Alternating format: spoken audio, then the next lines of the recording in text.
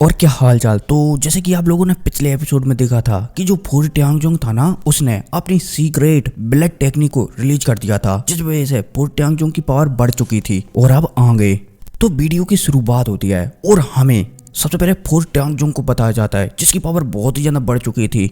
और वो वान सेन लेवल का जो नीचे वाला लेवल होता है जिसे अपन 9 चेंजेस लेवल कहते हैं, उसके 5वें लेवल पर आ चुका था। अब फूर ट्यांगजोंग चलता है तो यहाँ पर अपने हाथों को वेव करता है और हाथों को वेव करते ही चारों तरफ ब्लेडी बादल बनने लगते हैं। अब इतने में जियान को बताया जाता है, क्योंकि ब्लेडी बादलों को बनता हुआ देखकर अपनी आंखों को सुकड़ा लेता है। साथ ही साथ जियान समझ जाता है कि फूर ट्यांगजोंग की पावर बहुत ही ज्यादा बढ़ चुकी है। जियान चलता है तो वो भी ऐसे अपने हाथों को घुमाता है और हाथों को घुमाते ही 4 हेवनली फ्लेम हमारे जियान के हाथों में आ जाती है। पलक झपकते जियान चलता है तो एक और नॉर्मल फ्लेम को निकालता है, जिस वजह से यहाँ पर 5 फ्लेमें हो जाती हैं। जियान चलता है तो 5 बीस्ट फ्लेम टेक्निक का इस्तेमाल कर देता है। अब जैसे यहाँ पर जियान 5 बीस्ट फ्लेम टेक्निक का इस्तेमाल करता है तो पलक झपकते आसमान में 4 जानवर प्रकट होने लगते हैं, 5 जानवर प्रकट होने लगते हैं। ये 5 जानवर चलते हैं तो चारों तरफ घूमने लगते हैं। पलक झपकते यहाँ पर एक फॉर्मेशन बनाने लगते हैं जिसकी एनर्जी हमारे जियान के सिर के ऊपर एकत्रित होने लगती है। अब इतने में हमें फूर ट्यांगजोंग को बताया जाता है। फूर ट्यांगजोंग चलता है तो वो भी अपने बादलों को एकत्रित करता है और अपना मुंह खोलता है और उसे पाम अटैक, जिसे कि ब्लेडी पाम अटैक कहते हैं, जान की ओर आगे बढ़ा देता है। अब जैसे ये पाम आगे बढ़ता है तो ये बादलों से और भी ज्यादा शक्तियां लेता है, जिस वजह से बादलों का रंग हल्का सा फीका पड़ जाता है। लेकिन जो पाम है ना, उसकी पावर बहुत ही ज्यादा बढ़ जाती है। पाम चलता है तो तेजी से जान की ओर आगे बढ़ने लगता है। अब जैसे ये पाम जान की ओर आगे बढ़ता है तो नीचे की जो जमीन है ना,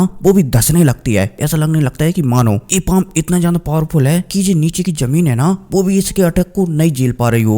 इतने में फूर ट्यांगजोंग को बताया जाता है, क्योंकि जोर जोर से हंसने लगता है और यहाँ पर चिल्ला चिल्ला कर कहने लगता है कि लड़के, आज तू यहाँ से जिंदा नहीं जाएगा। आज मैं पूरे की पूरे जियो कबीले के ब्लड लाइन को सूख जाऊंगा ताकि भविष्य में इस प्लेनेट पर जियो कबीला राइज ही ना कर पाए। अब जैसे यहाँ पर फूर ट्यांगजोंग कहता है तो वो पाम अटैक को तेजी से हमारी जान की ओर आगे भेजने लगता है।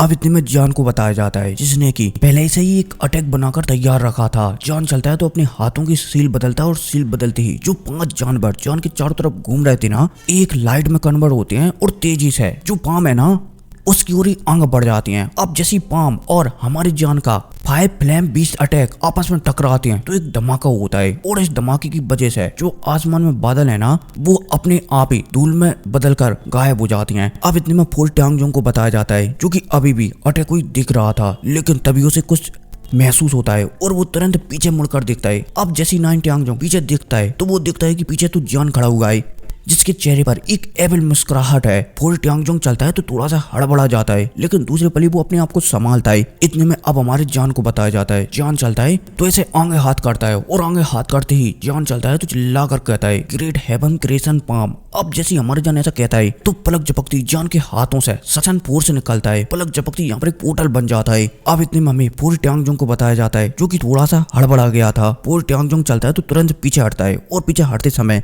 फूर ट्यांगजोंग चलता है तो वो भी एक मिस्टीरियस टेक्निक का इस्तेमाल करता है, जिसे कि ब्लड डेमन रोब कहती हैं। अब जैसे फूर ट्यांगजोंग टेक्निक का इस्तेमाल करता है तो पलक झपकती उसके शरीर से ब्लड निकलता है, जो कि चारों तरफ एक शील्ड सी बना लेता है। फूर ट्यांगजोंग चलता है तो मौके का फायदा उठाता है और तुरंत पीछे हटने लगता है ताकि वो जान के ग्रेट हेवन क्रिएशन पाम के अटैक से बच सके।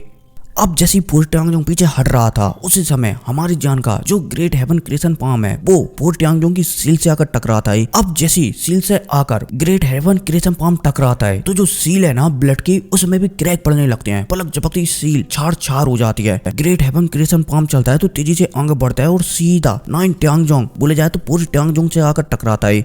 अब जैसी जान का अटैक फूर ट्यांगजोंग से टकराता है तो फूर ट्यांगजोंग चलता है तो किसी गाजर मूली की तरह पीछे फेंकता हुआ चला जाता है और बड़ी मुश्किल से अपने आप को संभालता है। हालांकि 1-2 पहाड़ तो टूटे गए थे, लेकिन अब फूर ट्यांगजोंग चलता है तो अपने मुंह से ब्लड की उल्टियां करने लगता है। फूर ट्यांगजोंग समझ जाता है कि जान को हराना इतना आसान नहीं होने वाला। अब इतने में जान को बताया जाता है, जो कि फूर ट्यांगजोंग के मन के भावों को समझ चुका था। जान जानता है कि शायद फूर ट्यांगजोंग भागना चाहता है।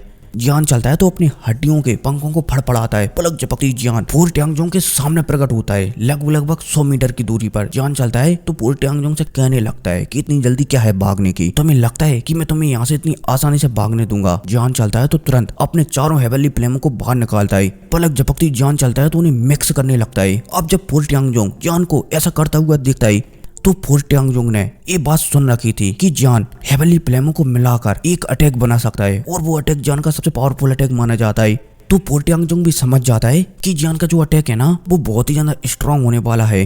फोर्ट ट्यांगजोंग चलता है तो पीछे हटने की कोशिश करता है, लेकिन अब बहुत ही ज्यादा लेट हो चुका था। जियान उसने हेवनली लोटस बना चुका था। जियान चलता है तो जैसे ही 4 पंखों वाला हेवनली लोटस बनता है तो जियान चलता है तो इसे फोर्ट ट्यांगजोंग की ओर शूट कर देता है। अब जब फोर्ट ट्यांगजोंग जियान के एंग्री बुद्धा लोटस को आता हुआ दिखता है ना और उसकी वो शक्तियों को दिखता है तो वो भी कांप जाता है। फोर्ट ट्यांगजोंग उसे मन में दुख होने लगता है कि आखिरकार उसने इस जियान का मिशन क्यों लिया। क्या उसकी मति मारी गई थी जो उसने वो लोग सोल के लीडर्स है जियान को मारने का मिशन ले लिया था। फोर्ट ट्यांगजोंग समझ जाता है कि अब तक जितने भी वो लोग सोल के बंदे मारे गए हैं ना वो सच में जियान के हाथों से ही मारे गए हैं, क्योंकि इस तरीके की पावर को अपने पास रखना कोई नॉर्मल काम नहीं है। फोर्ट ट्यांगजोंग समझ जाता है कि सच में जियान ने ही अब तक सारे वो लोग सोल के बंदों को मारा है। अब इतने में हमें एंग्री बुद्धा लोटस को बताया जाता है, हेवनली लोटस को बताया जाता है जो कि सीधा फोर्ट ट्यांगजोंग से जाकर टकरा जाता है। अब जैसे ही जी एंग्री बुद्धा लोटस टकराता है तो एक धमाका होता है बड़ा और चारों तरफ शक्तियों की बेबे फैलती हुई चली जाती हैं। पलक झपकती चारों तरफ आग ही आग हो जाती है और आसमान में अब तक जितने भी ब्लडी बादल थे ना वो भी जलकर राख के रूप में कन्वर्ट हो जाती हैं।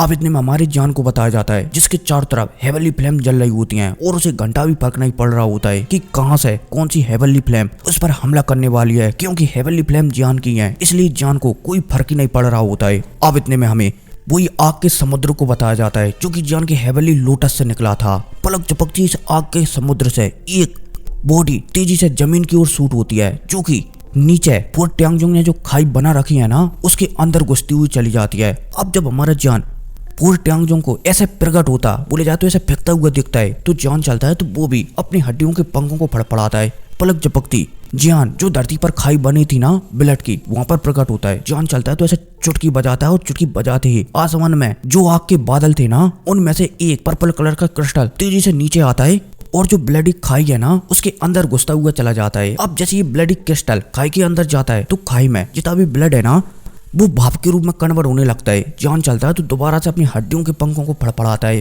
पलक झपकती जान खाई के अंदर पहुंच चुका था।